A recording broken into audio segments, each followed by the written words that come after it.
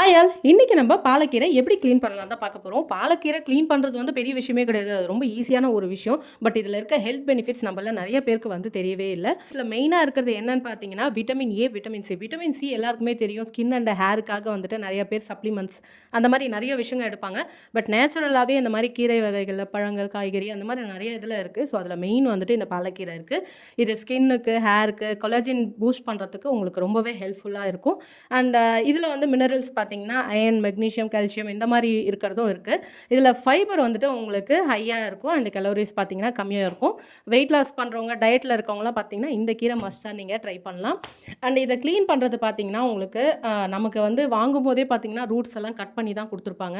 நீங்கள் நிறைய பேர் பார்த்தீங்கன்னா அப்படியே அந்த ஒரு கட்டு ஃபுல்லாக வச்சு கீழே வந்துட்டு அந்த வேஸ்ட் மட்டும் கொஞ்சம் பெருசாக இருக்க தண்டு மட்டும் கட் பண்ணி எடுத்துருவாங்க. மற்றதெல்லாம் அப்படியே யூஸ் பண்ணுவாங்க. பட் உள்ளே ஓப்பன் பண்ணி பார்த்தீங்கன்னா தான் தெரியும் உங்களுக்கு நிறைய அந்த மாதிரி வேஸ்ட்டெல்லாம் இருக்கும். இலை வந்து இந்த மாதிரி ஃப்ரெஷ்ஷாக இருக்க மாதிரி பார்த்து வாங்கிக்கோங்க. உடஞ்சி இருந்துச்சுன்னா அதை வாங்காதீங்க. 2-3 நாள் கீரை அந்த மாதிரி இருக்கும்.